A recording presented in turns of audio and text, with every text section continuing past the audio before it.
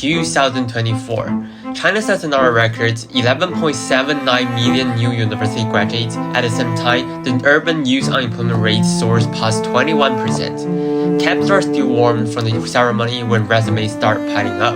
So here's the uncomfortable question. Is the degree still a ticket to the future or just an expensive souvenir? To answer this question, let's roll back to 1999. Beijing responds to an Asian financial crisis with the boldest higher education expansion in its history with the projects 985 and 211. Overnight lecture halls spill over, the university intake jumps almost 50% in a single year. Since then, college enrollment has grown sevenfold. Leaders dream of a knowledge economy, families dream of a security and status. At the same time, nobody brought into that dream harder than Chinese parents. They treat tuition like blue chip stock. One father told me before, we pay in now, we cash out later. That's why based on the survey by Peking University, half of the primary and middle school students have participated in off-campus tutoring, and the yearly spending of this across the whole country is about 6,000 RMB. And economists Banerjee and Duofo describe the same thing in their book Poor Economics. Parents see education as an S-shaped gamble. Only the final jump pays off.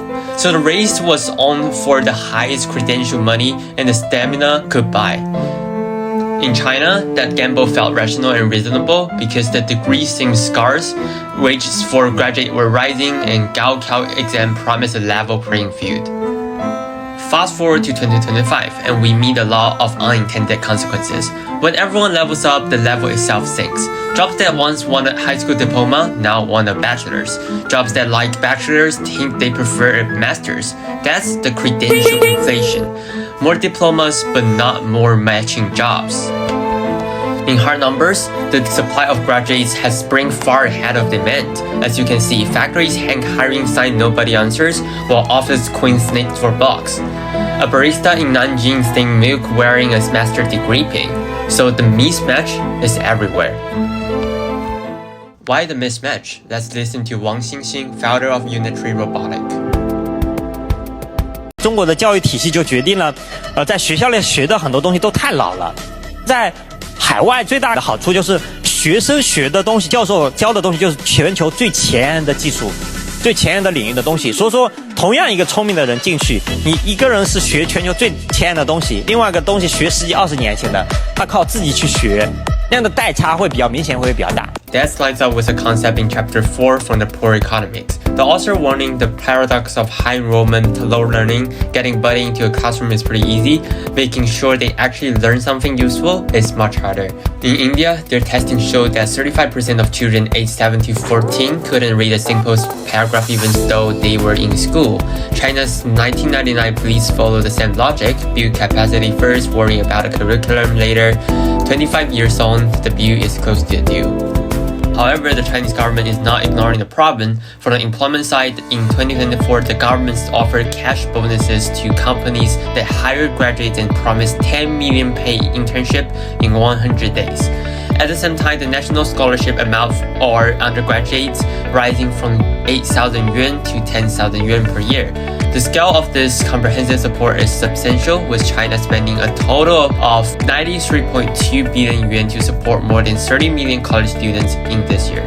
And what's the next step? Let's go through an interview first. Hi Cindy, nice to meet you again online. So, career learning experience in Canada, what is the single most important element that you think China's education should offer more of, based on you have the experience studying China in your primary school? So I think the biggest thing that China's education should offer more is to educate and train the ability of critical thinking of students and individuals' own opinion on something. And I think based on my educational experience, I think this is the thing Chinese education is lacking the most. I think another thing is that the ability to do things yourself, because in Chinese education, we got questions and then every question have a fixed answer to it. So for Canadian education, that is not how things are working. I think if Chinese education provided more on these aspects, it would be more improved and I would say, I don't really want to use the word, but I would say up to date. Do you think the Chinese education actually provide opportunities for students to access on the internet and let them well prepare for this digital age? And do you think it is important things that we have the education for those things? Like, I would say Chinese public education like really teach students about like technology, and then it's like Chinese education is like a heavy content education, so it is important for students to learn like the technology nowadays, especially how to use AI tools.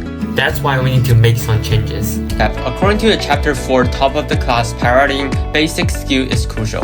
Rather than trying to teach broad curriculum, schools should focus on ensuring all students master the basic of reading, writing, and arithmetic. Mastering these fundamentals is the foundation for a future career. So it's crucial to teach the students about how to use AI properly to increase their productivity, how to design decent slides, how to cooperate with their teammates for group work, and how to use coding language like Python to realize their ideas in reality, rather than banning students for bringing their electronic devices into a classroom when they are already in the college. Maybe the deeper answer is to widen the very ideas of success. A healthy economy needs quantum researchers, mechanics, data scientists, skilled nurses, and also building workers. If vocational excellence wins respect and good pay, not every young person has to chase the same overcrowded ladder. And no, we can't and we don't need to get rid of Gaokao. Despite its flaws, it's still seen by many as one of the fairest systems in the world. A single exam that once gave millions of rural towns a real shot of brighter future. That sense of fairness is worth protecting. But now, the challenge is to rethink what success looks like. We need to measure what students can truly do, not just what they can memorize. We need to reward practical skills, not just test scores, and build more than one path to meaningful future, because different talents deserve different ladders to climb. To end up, the Banerjee and Dofo also remind us, every child can master in everything, as long as she and her teacher spends enough effort on it. Foundation first, credential second is the future of China. And I'm not here to disagree the true value of degrees, because I think degrees is always matter, but only if the lock still fits the key.